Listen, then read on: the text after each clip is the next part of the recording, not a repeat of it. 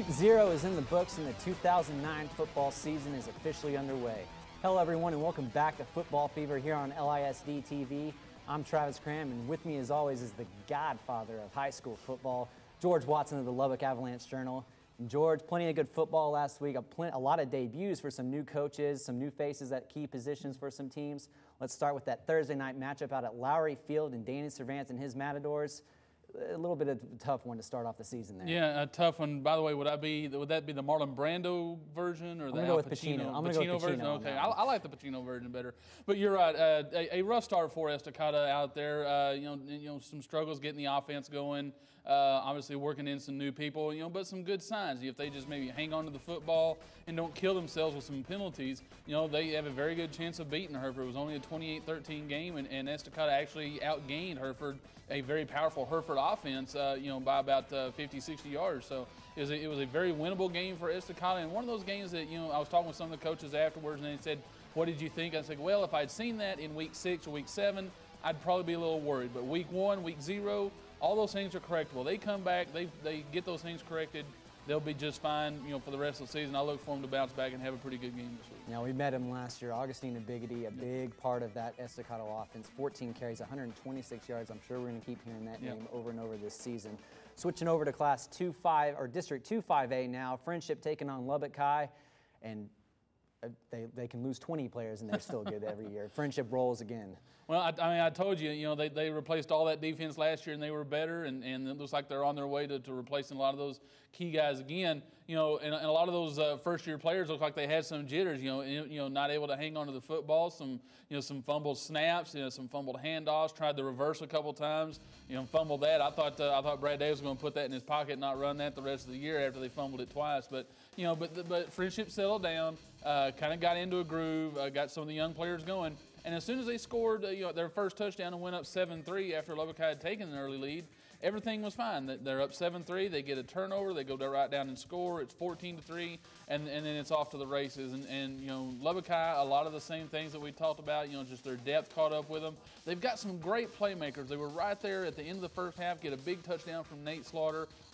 Pull right there within about 21-13, and it's a ball game again. They come out, drive the ball down the field the second half. They score another touchdown. I mean, you're talking about a very close game, but they only get a field goal. Friendship comes back, scores in 2 plays, and then they're off to the races again. So, a lot of the same things for Lubbock High that we talked about that they've got to work out. But Friendship, again, they look like a team that moved into the top 10 in the rankings this week. We've talked about that Friendship defense, of course, and especially that front line. They get 27 points. The offense gets 27 points off 5 Lubbock High turnovers, a big part in that one. Next game, Coronado taking on El Paso Franklin, and the debut for Rick Henderson at quarterback for the Mustangs, and I mean, it just seems like they didn't miss a beat without Chris Camp there in the lineup. Yeah, it was a little bit of a struggle early on after Franklin got off to about a 16-0 lead and led at halftime 7-0. That offense took a little while to get going there in the first half, but once they did get going there in the second half, Rick Henderson started finding some receivers, and I'm telling you, I think Coronado's got some receivers that are going to be good for not only for this year but for the next couple of years. Guys like Greg Allen, Keith Scioli is a senior this year. They're going to provide some really good receiving depth there for Coronado. They finally got that offense going and finally was able to get a lead and hang on to it. The thing I was impressed with was Coronado's defense. That was one of the things I was really looking for. They gave up a lot of yards and a lot of points last year, and it looked like they were going to struggle in the first half last year. But that they give up 16 points early, but then they kind of put the clamps down and allow the offense to come back and hold Franklin, a good Franklin team that had a lot of experience coming back, held them down yardage wise. So I think Coronado is going to win some games early with defense. They'll have a big test this week with Amarillo, but I like the balance that Coronado is showing. If that defense can kind of hold the rope for a few games, let that offense get some consistency going, I think Coronado will be just fine. Yeah, we mentioned Henderson, 29 of 48, 271 yards and 2 touchdowns in that one. We'll wait to call him Rookie Henderson and see if he starts referring to himself in the third person later on this season. Well, as long as he doesn't start stealing bases, I think we'll be all right. And then with Monterey taking on Plainview, the coaching debut for Todd Pearson and his Plainsmen. They get off to a good start, get a 14-6 win over Plainview in that one. Yeah, that was a kind of a typical Monterey game, especially defensively. Going out there, they blanked Plainview last year, held them to 6 points this year, and that 6 points came with about a minute and a half left in the game. So they pitched a shutout against Plainview for 7 straight quarters, almost 8. And it was a good job by that Plainsman defense, kind of like Coronado, holding the rope and letting the offense kind of find its rhythm. We talked about that offense has got a lot of new kinks to work out with that spread option. And it looks like Sam Teague is going to be the man under center. Had about 113 yards rushing, a couple of touchdowns, and really looked like he was directing that offense well. I think they've got to find a little bit of passing game to take some of the pressure off that, and especially this week going into 2-5A play starting this week. But, I think they're kind of like Coronado. If Monterey, if that defense can hold on and keep things steady and let that offense come around, I think they'll be there at the end too. All right, let's look at the scores from the rest of round 2-5A. El Paso Montwood with a 20-13 win over Odessa. Tascosa 37-34 win over Palo Duro. Midland loses to Rockwall 31-26. Amarillo shuts out Randall 56-0. Two powerhouses meeting out in Dallas. Duncanville and Permian 33-14. The Panthers get the win in that one. Colleyville Heritage spoils the debut for James Morton out at Midland Lead. They win 52-20.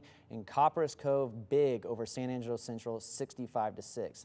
Switching back over to 3A now, and Bushland taking on Lubbock Cooper. And you mentioned it, George, Bushland, a solid team. They showed every bit of it in this one. Yeah, they showed every bit that they've got a couple of D1 prospects, one that's already committed, and a lot of guys that are there kind of reaching their maturity level at Bushland. Only been open for a few years. That senior class has started finally coming through. And yeah, I know Cooper was very disappointed. They wanted to get off to a good start in this game, and obviously it was a tough go for them. Didn't get a touchdown until late on a Tay Richardson long run and then a safety for only 9 points. But, by that time the game was out of hand. So I know they're really disappointed in that start, and they've got to shake it off because they've got a Snyder club coming in that had a good lead on Big Spring for a while. Had about a 2-touchdown lead on Big Spring till Big Spring came back late and won. So, they've got their tests again coming up this week against Snyder, and I know Cooper's going to have to really rebound quickly. Yeah, it's really hard because Richardson, what a game. He had plenty of offense he produced, but it's going to have to find some help with him in the system.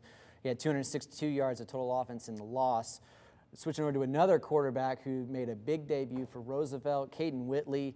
They win big, 38-12 over Floyd Data. Yeah, it's amazing what a year in the offense will do, especially an offense like that spread.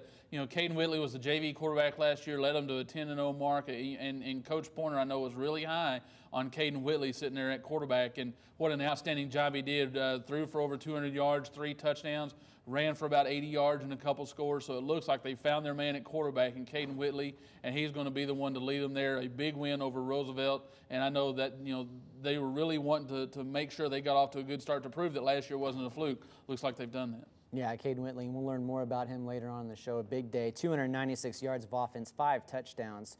Now going on to Seminole and Idalou, and a score we probably wouldn't see last year with Idalou, but kind of a tough one for this C.J. Parkhill in that group. Yeah, it was a tough one. A very low-scoring game because you got two teams that are trying to find their way offensively, having replaced a lot of kids. And so you're going to get a defensive battle. Defenses are going to be ahead of offenses at that point. An extra point here and there, and that was the difference in the game. But I know both these teams are going to be there at the end. Seminole with a good win. Idalou will bounce back. Johnny Taylor's teams always do. Idalou and Seminole will both be fine by the season's end. All right, Shallowater also getting off to a good start, 42-13 over Brownfield, and Logan Powell. 7 of 10 for 252 yards. That's about, I think, 30-something yards per pass. That's a big game for a guy making a debut for that team. I don't know if he was just chunking it deep and letting the receivers run under it or what, but yeah, a good debut for Logan Powell under center. Looks like they found their man at quarterback. Good debut for Kyle Maxfield, the former Sudan All-Stater there at Shallowater. Looks like he's got that thing turned around, and looks like Shallowater's back on track. All right, when we come back, we'll introduce you to our first AJ Player of the Week when we come back on the show. Don't go anywhere.